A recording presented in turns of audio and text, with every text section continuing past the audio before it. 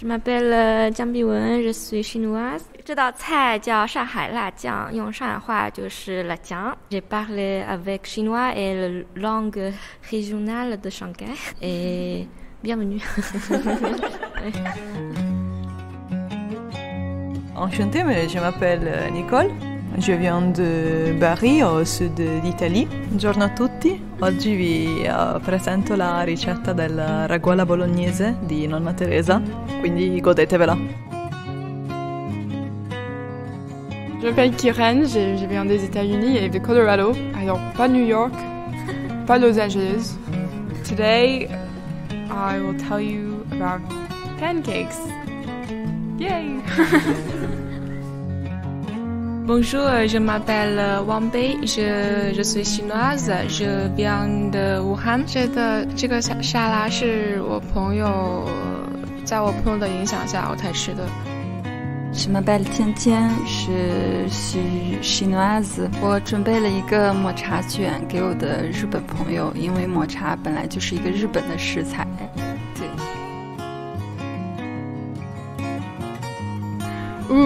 Tu sais, il y a 1000 noms pour pancake. Tu sais, il y a flapjack, Johnny cakes, pancakes, griddle cakes, slapjacks, blinis. There's so many. Quand j'étais petite, j'habitais avec ma grand-mère. Elle faisait toujours cette recette. C'est une transmission. Parce que avant c'est ma grand-mère qui le faisait et après c'est ma mère, peut-être après c'est moi.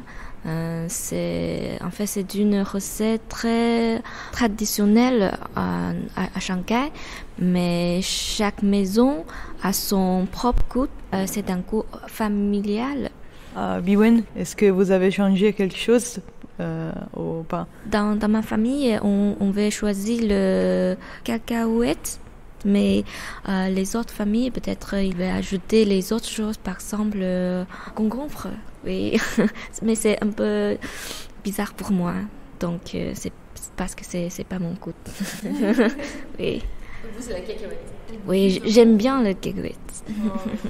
Évidemment, c'est la goutte de ta famille qui est le meilleur. Je pense que la grand-mère fait toujours le bon plat. Oui. Et toi? Pour moi, je suis d'accord avec l'idée que la cuisine des grand-mères, c'est le plus important. Moi, j'avais 1000 cousins. J'ai 1000 cousins et je les aime beaucoup. Mais quand j'étais petit, dans mon enfance, on était tous allés chez ma grand-mère parce qu'elle a envie de nous voir et ça c'est trop cool. Mais c'était toujours difficile parce que il y a seulement un grand-mère et 1000 cousins, alors comment est-ce que chaque personne va avoir leur propre tour avec la grand-mère? Dans cette partie de ma vie, je savais que ma grand-mère m'aimait parce que sa cuisine qu'elle a fait pour tout le monde était toujours délicieuse. C'était une partie d'elle qu'elle a partagée avec tout le monde. Pour moi, le plus important est le beurre parce que pour moi, je trouve que l'amour est caché dans la glace. Est-ce que tu as fait des pancakes au même goût de ce que ta grand-mère a fait? Non, et je crois que ça c'est des choses, je peux jamais recréer tout ça parce que je suis pas ma grand-mère.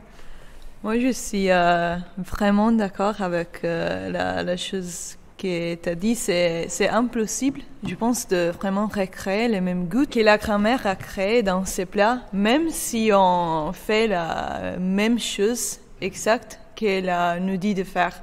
Ma grand-mère m'a laissé beaucoup de ses recettes. La plus importante pour moi, c'est la sauce de ragoût. Mais moi, j'essayais beaucoup de fois à le recréer avec la direction exacte.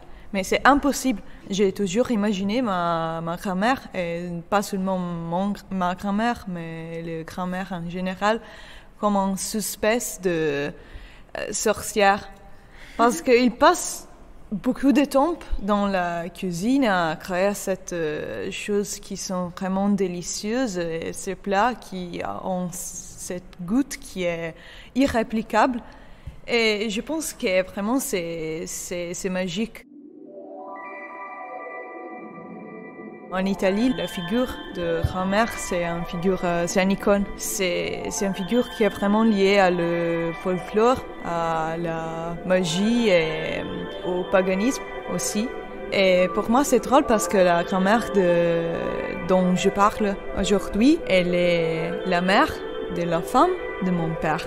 Ça m'a vraiment enseigné que c'est pas vraiment nécessaire d'avoir de lien de sang pour créer une famille. Moi, contrairement à Björn, je préfère les plats moins durs et moins de sel. Avant, j'adorais les plats très gras.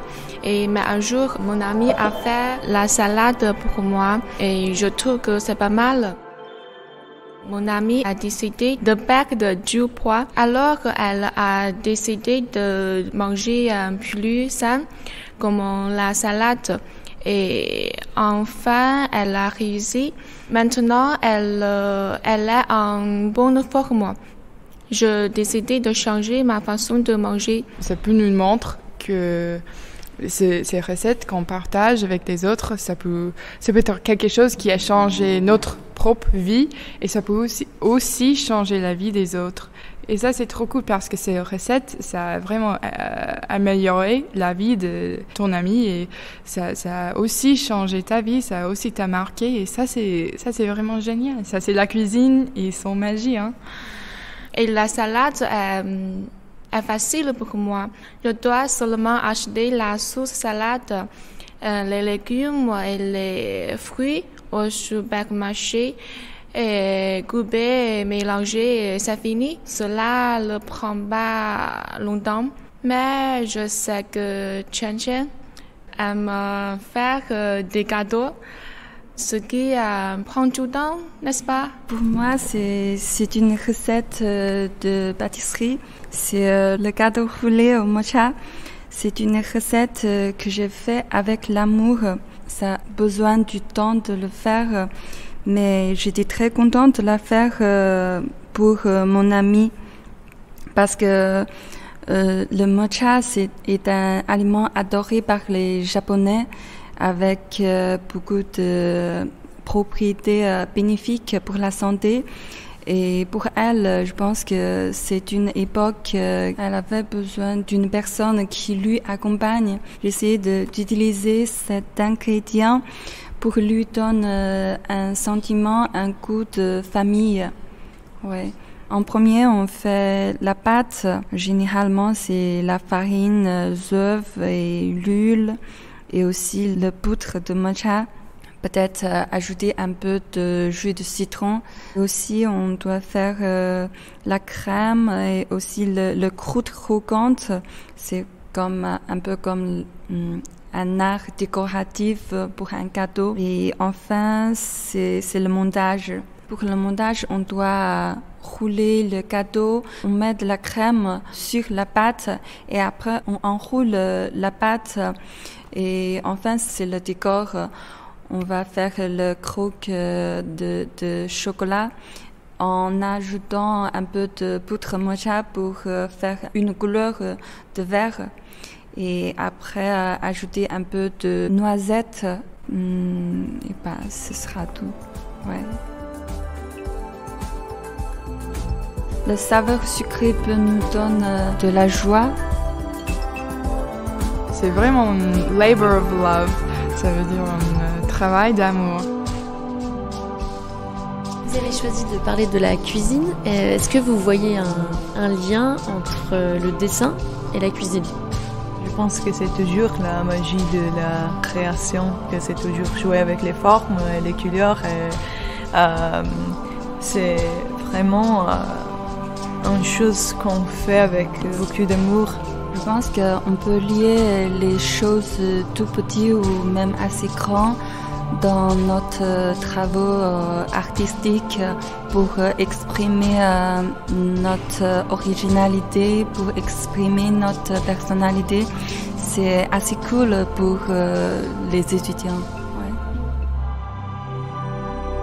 Je veux bien que tu me fais un gâteau, Chen Chen.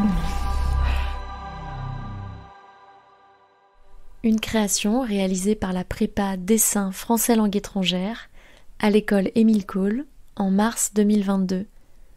Montage, Élise Bonnard.